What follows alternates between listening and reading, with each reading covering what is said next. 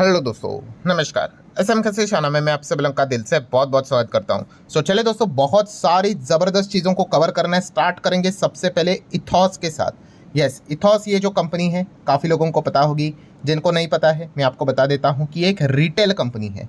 ठीक है, retail company मतलब यस कि ये कोई चीज़ें बनाती नहीं है। अगर पता नहीं कोई अगर चीज़ बनाती भी होगी तो बहुत ही छोटी मात्रा में बनाती होगी। रिटेल कंपनी का काम क्या है? यस, दूसरों ने बनाई हुई चीज़ों को बेचने का।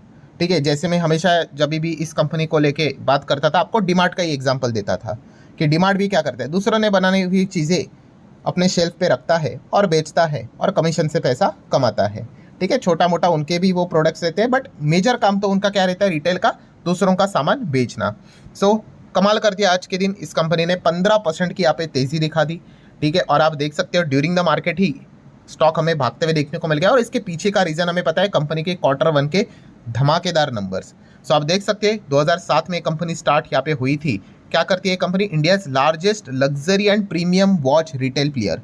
अगर इस कंपनी के नंबर शानदार है ना, मतलब ये समझा जाता है कि जो एकदम ही अमीर लोग हैं वो और ज़बरदस्त अमीर यहाँ पे बन रहे हैं, बहुत अच्छा खासा पैसा छाप रहे हैं। मतलब इनकी जो घड़ियाँ रहती है, अगर आप इनके वेबसाइट के ऊपर भी जाओ, 10 लाख, 15 लाख, 25 लाख, 45 लाख, 50 लाख, इस प्रकार की बड़ी बड़ी घड़ियाँ आपको इनके प्लेटफॉर्म के ऊपर देखने को मिल जाएगी। इनफैक्ट अगर आप सिटी साइड पे भी अगर रहते होंगे, सो आप अगर आपके इधर का जो भी बड़ा जो रहता है ना, एक मॉल टाइप की चीज़ें रहती है, वहाँ पे अगर आप जाओगे तो भी आपको इनके शॉप ज़रूर देखने को मिलेंगे।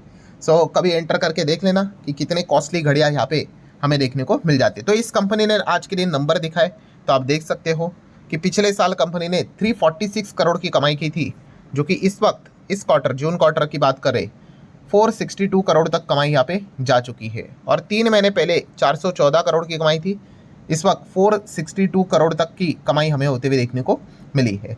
एंड इसी चीज़ के साथ साथ कंपनी का फाइनल प्रॉफिट भी तो इम्पॉर्टेंट है।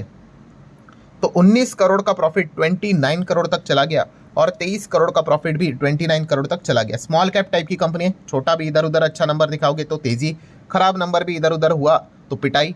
तो आप देख सकते हो सिंगल डिजिट में चलने वाला ईपीएस वापस दोबारा हम लोग को डबल डिजिट में आते हुए देखने को यहाँ पे मिला है। 7-8 के आसपास चलने वाला ईपीएस 10 साढ़े 10 तक जाते हुए देखने को मिला। और सबसे इंपॉर्टेंट चीज़ क्या है? मार्केट को नंबर अच्छे लग गए भाई, तो मतलब वो सारी चीज़ें, मतलब हम कहते हैं ना कि एस्टिमेशन, मार्केट एक्सपेक्टेशन, हमारे expectation, actual number and then market का रिएक्शन, तो ये भी हमें बढ़िया देखने को मिला है। तो इथॉस ने आज के दिन कमाल का परफॉर्मेंस दिखाया। देन आईटीसी की बात करें, so we all know that कि कंपनी ने नंबर सामने रखे थे तो उसका रिएक्शन देखना पेंडिंग था। तो शुरुआत अच्छी हुई थी, बाजार में भी अच्छी तेजी थी, बट उसके बाद हमें प्रॉफिट बुकिंग की ओर ही चीज़ें जाते हुए देखने को मिल गई। मोटा मोटी 2% के आसपास तेजी देखने को मिली थी। देन आरती सर्फ की अगर बात कर ले, ठीक है, तो कल के दिन का आखिरी वीडियो भी आपने देखा होगा। बहुत सारे कंपनीज के जो नंबर्स डिसेंट आते हैं, खराब आते हैं, वो सारी चीज़ें मैं कवर करता हूँ। तो आरती सर्फ ने नंबर्स यहाँ पे जो मतलब काफ़ी कमाल के नंबर्स यहाँ पे दिखाए थे। आप देख सकते हो ये क्वार्टरली, ईयरली ज़बरदस्त कमाई यहाँ पे बढ़ी थी। एंड प्रॉफिट भी 1.5 करोड़ के आसपास का 9 करोड़ चला गया था, 4 करोड़ का प्रॉफिट 9 चला गया था। और ईपीएस देख लो, 1.44 का ईपीएस सीधा 10.5। सो काफ़ी ज़बरदस्त नंबर्स इन्होंने दिखाए थे। और इसी चीज़ के चलते 20% मैक्सिमम लिमिट तो इतना ही रहता है अपर सर्किट का। सो एक्सपेक्ट था कि बहुत अच्छे नंबर्स थे, बट जैसे मैंने आपको बताया था कि मार्केट का रिएक्शन क्या है वो देखना इंटरेस्टिंग पार्ट रहता है। और इंटरेस्टिंग पार्ट यही है कि अपर सर्किट लगते हुए देखने को मिल गया, मतलब मार्केट को भी नंबर अच्छे लगे।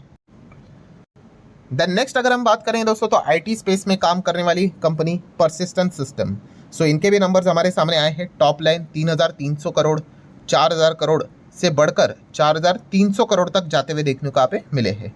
तो क्वार्टरली ईयरली कमाई तो अच्छी बड़ी है, बट प्रॉफिट की अगर हम बात कर ले, सो 425 करोड़ का प्रॉफिट ईयरली 483 करोड़ तक अच्छा खासा बढ़ते हुए देखने को मिला है। क्वार्टरली अगर देखा गया तो थोड़ा बहुत गिरावट नज़र यहाँ पे आ रहा है। एंड हम सभी लोगों को पता है बहुत सारे एडजस्टमेंट भी रहते हैं। रिसेंटली इन्होंने एक बहुत बड़ी कंपनी भी खरीदी है, हम सभी लोगों को यहाँ पे पता ही है।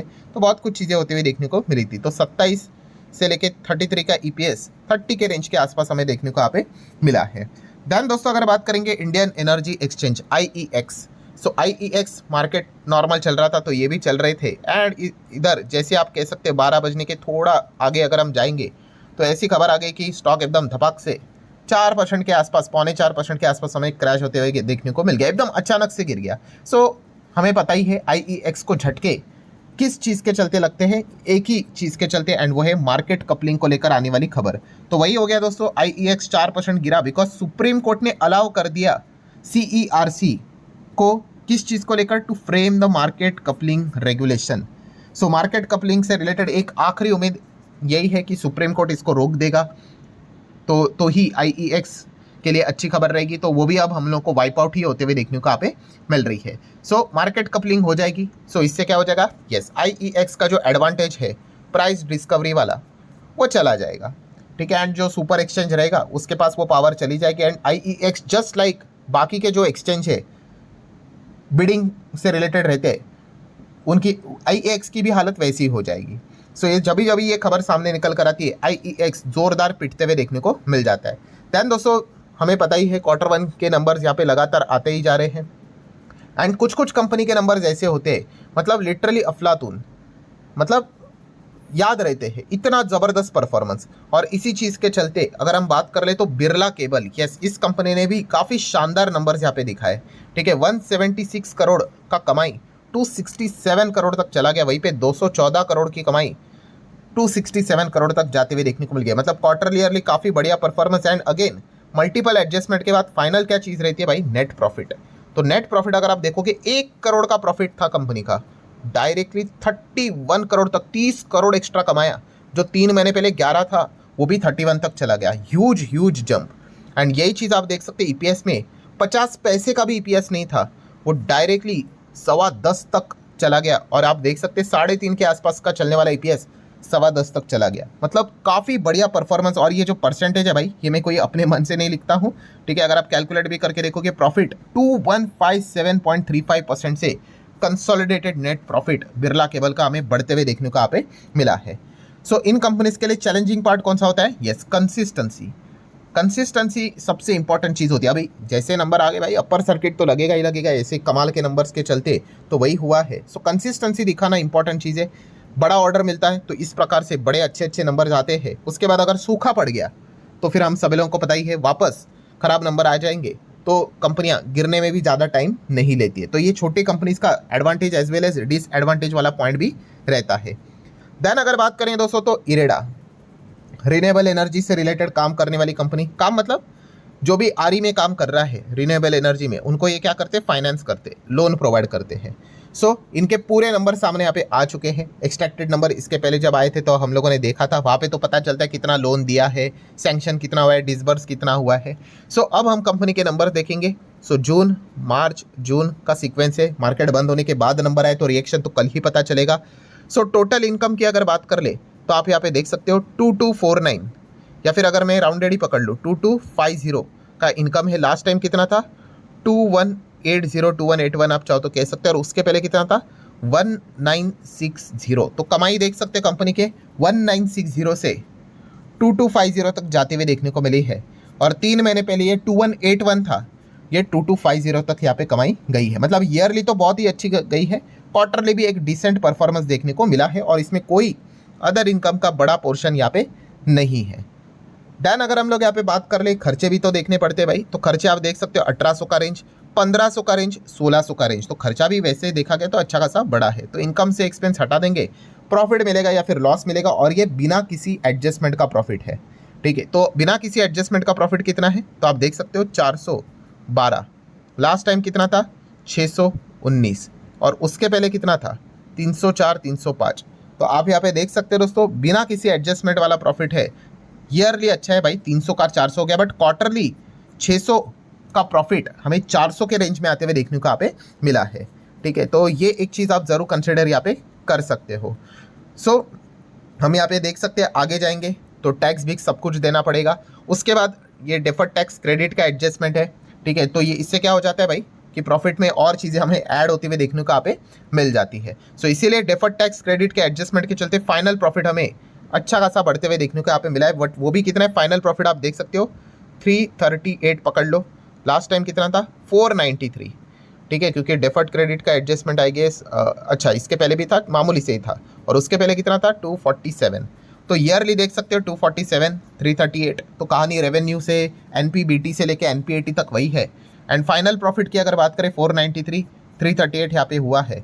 सो मतलब मुद्दे की बात यही है दोस्तों कि क्वार्टर ऑन क्वार्टर यहाँ पे हमें डाउन देखने को मिल रहा है, ईयर ऑन ईयर बेसिस अच्छा परफॉर्मेंस देखने को यहाँ पे मिला है। वही चीज़ ईपीएस में भी नजर आएगी, 1.2, 1.76, 0.91 ईयरली जंप है, बट क्वार्टरली गिरावट देखने को मिल रही है। बट रुकिए, ये फाइनेंस वाली कंपनी भाई, तो प्रोविजन की भी अगर बात करें, कवरेज रेशो परसेंटेज आप देख सकते हैं इस वक्त कितना है, 3.25% के आसपास है। ठीक है, टोटल जो लास्ट टाइम 2.81 था, तो ये बढ़ते हुए देखने को यहाँ पे मिल रहा है।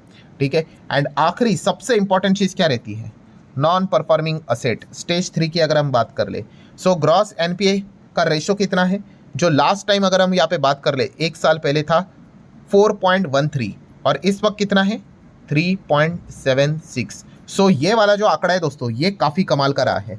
सो ग्रॉस एनपीए काफ़ी अच्छी तरीके से नीचे आते हुए देखने को मिले। इसका अर्थ क्या है कि लोन जो दिया हुआ है अर्लियर स्टेज में जितना फंसता था उससे अब कम फंस रहा है, तो ये एक अच्छा संकेत हमें देखने को मिल रहा है। तो थोड़ा मिक्स टाइप के नंबर्स रहे हैं, कुछ चीज़ें अच्छी रही है, ऐसा नहीं क्लीन स्वीप नहीं है। क्लीन स्वीप मतलब अभी जैसे हमने देखा था कि आरती सर्फ के नंबर कैसे थे, बिरला केबल के नंबर कैसे थे, क्लीन स्वीप रेवेन्यू से लेके एनपीबीटी, एनपीएटी, अर्निंग सब कुछ बढ़िया बढ़िया बढ़िया बढ़िया बढ़िया।